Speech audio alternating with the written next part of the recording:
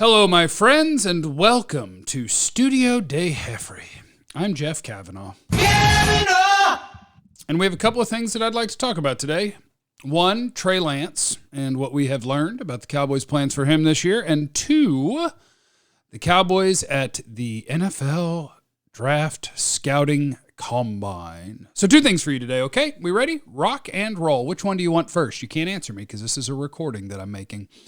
Trey Lance or the Combine? We'll do Trey Lance real quick, and then we'll pop on over to what is going on at the Scouting Combine with your Dallas Cowboys. Shout out to Nick Harris of Cowboys.com, who is doing the grunt work that I have done before at a Combine, which is kind of fun, but kind of a beating, which is chasing down every single player and being like, hey, you met with the Cowboys? And so shout out to him because that's where we get this info. But Trey Lance. So here's the scoop. Trey Lance is going to be on the Cowboys next year. Shocking, I know. But the story comes from our friend Calvin Watkins at the Dallas Morning News, which is just that the Cowboys, Trey Lance has a roster bonus, which is going to be due right after training camp starts, and that they're planning to pick it up, which is kind of a given, but it's also a story. You will have Trey Lance on the roster, which means you will have a backup quarterback who counts for over $5 million on your salary cap. And the other part of that is that Calvin Watkins says they're not going to be picking up the fifth-year option for Trey Lance, which should also be obvious because a backup quarterback making $22.4 million is probably not going to happen. That number is reserved for guys who are picked in the first round that are your starting quarterback. So a couple of things. One, and this is just my gut, because a lot of times money talks and money plays in the NFL. If he's going to be on the roster and he's going to count for over $5 million, you've got to imagine that Trey Lance is going to be the backup quarterback. And Cooper Rush, who's a $2 million player or just over, would be your third-string quarterback or a potential cap casualty if you really feel like you need $2 million to sign a football player. I know in the grand scheme of things with an NFL salary cap, it's a little drop in the bucket, but it's also over $2 million. That could be a player. That could be Maurice Hurst, my defensive tackle flyer I'm trying to take, and another cheap player. So we'll see what happens with Cooper Rush. Mike McCarthy likes to have three quarterbacks. So are they down for 60 plus 5 and change plus 2.5 or whatever? You want to put $68 million in the quarterback room? Maybe.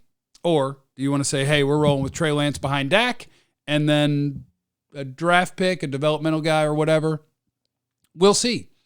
Now, this is just my wild ass because why not? It's the off season. Let's draw up a fun scenario. It's possible that if you keep Trey Lance on the roster, but you've turned down the fifth-year option, that doesn't mean necessarily that you're going to let him go after this year. It just means he won't be under contract. But yeah, you weren't going to give him 22 point something as a backup quarterback. But if you're I just want to run this thing into an iceberg and try something else at quarterback guy, what you could do is do the restructure on Dak with no extension, move some money, save $20 million this year, add some players, sign Trey Lance to a 3-year deal for $50 million. I'm throwing out totally made-up numbers because I don't know what you would pay, but what if they think that he's coming along well? And we'll take a look at it.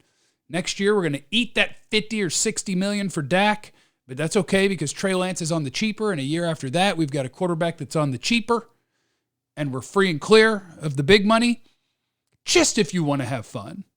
If you want to iceberg this thing, you can try it with Trey Lance. You could. You know what team I'm on. I'm a believer in I'll keep the Pro Bowl quarterback and pay market value and keep trying my best. But I get it. People are unhappy. And when people are unhappy, they want to try new things. That's cool. Okay, Cowboys at the Combine. It's fun. I don't think there's anything hugely shocking. I would note something that Will McClay said. I believe it was to Cowboys.com. And he was talking about what's different with Zimmer. And he kind of hinted around it, but kind of sort of said it. It sounded like bigger humans up front is kind of a thing. So Mozzie Smith could just go eat some peanut butter and get back where he was, because it's not like you're going to draft somebody who's bigger than Mozzie Smith was. Although you could. Texas, T'Vondre Sweat, defensive tackle. And so that's just a nugget to hold on to. Think about guys who aren't necessarily just explosive pass rushers. Think about guys who are more rounded, potentially bigger dudes playing on the defensive line. And then there's the guys that the Cowboys have visited with at the Combine. This is where I shout out to Nick. The good news is that they are doing their homework on all sorts of things and not pigeonholing themselves into anything. So groups that have already, media's already had access to, that you want to know, are the Cowboys interested in drafting a running back this year? Because of their formal visits at the Combine. Trey Benson, Florida State, is in there, one of the top backs in the draft. Braylon Allen, Wisconsin's in there, one of the top backs in the draft. They're looking at the running backs. They're talking to the running backs. They're getting to know the running backs. Doesn't mean they have to pick one or that they're definitely going to pick one, but are they open to it? And is there a pretty decent chance that they're looking at a runner in this draft? Now, linebacker, Junior Colson, formal visit with the Cowboys at the Combine. That's the Michigan linebacker, potentially a first-round pick, potentially the top linebacker in the class. Edgerrin Cooper, Texas A&M, again in the running for top linebacker in the class, both visits with the Cowboys. Defensive tackle, I didn't see if Byron Murphy is. That's the Texas guy who probably is going to get picked before the Cowboys, probably the top D tackle in the class. But a bunch of the other dudes that are going to be reasonably highly drafted, first couple of days, Cowboys are visiting with those guys. Will I learn how to say all their names at some point? Yes. One that I can say, Chris Jenkins, because I remember his dad playing for the Panthers, Michigan D tackle. But the Cowboys, formal meeting with him, formal meeting with the D tackle out of Clemson. Let's take a shot at it. Ruke or Horo. Tavondre Sweat, Texas. Mason Smith, LSU. Visiting with those guys. And, of course, Jeff's favorite, a position that I love and I always want to pick, all of them. Could the Cowboys use a first-round pick on a wide receiver? They could. Formal visits at the Combine for the Dallas Cowboys include A.D. Mitchell at Texas, Xavier Worthy at Texas, Brian Thomas Jr. at LSU, Keon Coleman at Florida State University. All of those guys potentially getting picked somewhere around where the Cowboys will be picking in this draft in the first round. A.D. Mitchell, Xavier Worthy, Brian Thomas, Keon Coleman. I've only studied one of them to this point, Brian Thomas, the LSU guy, and I could take him at 24, no problem. Troy Franklin at Oregon, Jalen McMillan at Washington, also formal visits with the Cowboys. I didn't mention corner yet. Nate Wiggins, Clemson, first-round pick. Formal visit with the Cowboys. Kalen Carson, Wake Forest, probably a day 2 pick. Visit with the Cowboys. Georgia's Kamari Lassiter, visit with the Cowboys. They're doing homework on all the things, which is what you're supposed to do. You're supposed to do homework on all the things. What would be more alarming is if we went through any of these and some of the positions, it was like, oh, they're not. But the fact that they're visiting with the top guys or near the top guys at these positions means they're relevant. Keep them in mind. And in the future, we'll match them up with the guys who are on the Cowboys' 30-visit list. And then we will have definitive potential targets for the Cowboys in the draft. But the idea that they could go wide receiver in the first round, don't dismiss it.